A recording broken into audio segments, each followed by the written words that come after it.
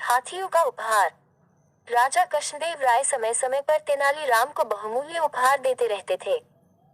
एक बार प्रसन्न होकर राजा ने तेनालीराम को 5 हाथी उपहार में दिए। ऐसे उपहार को पाकर तेनालीराम बहुत परेशान हो गया।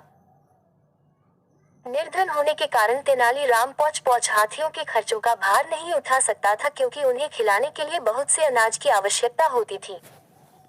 तेनालीराम अपने परिवार का ही ठीक ठाक तरीके से पालन पोषण नहीं कर पाता था।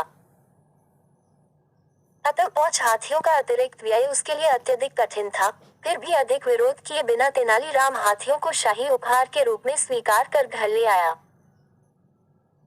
घर पर तेनालीराम की पत्नी सदैव शिकायत करती रहती, हम स्वयं तो ठीक से रह नहीं पाते, फिर इन हाथियों के लिए कहाँ रहने की व्यवस्था करें।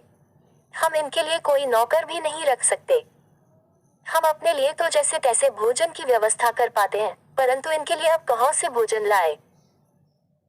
यदि राजा हमें 5 हाथियों के स्थान पर 5 गाय ही दे देते तो कम से कम उनके दूध से हमारा भरण पोषण तो होता। तेनालीराम जानता था कि उसकी पत्नी सत्य कह रही है। कुछ देर सोचने के बाद उसने हाथियों से पीछा छुड़ाने की योजना बना ली।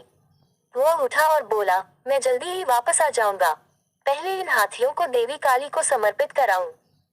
तेनालीराम हाथियों को लेकर काली मंदिर गया और वहां उसने उनके माथे पर तिलक लगाया।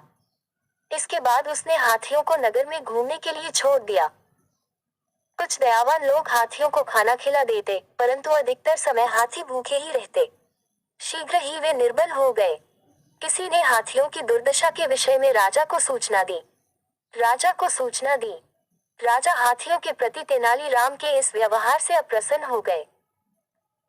उन्होंने तेनालीराम को दरबार में बुलाया और पूछा, तेनाली, तुमने हाथियों के साथ ऐसा दुर्व्यवहार क्यों किया। तेनालीराम बोला, महाराज, आपने मुझे 5 हाथी उपहार में दिए। उन्हें अस्वीकार करने से आपका अपमान होता। यह सोचकर मैंने उन हाथियों को स्वीकार कर लिया। परंतु यह उपहार मेरे ऊपर एक बोझ बन गया, क्योंकि मैं एक निर्धन व्यक्ति हूँ। मैं 5 हाथियों की देखभाल का अतिरिक्त भार नहीं उठा सकता था। अतः मैंने उन्हें देवी काली को समर्पित कर दिया। अब आप ही बताइए, यदि आप 5 हाथियों के स्थान पर मुझे 5 गायें उपहार में दे देते, तो वह मेरे परिवार के लिए ज्यादा उपयोगी साबित होती।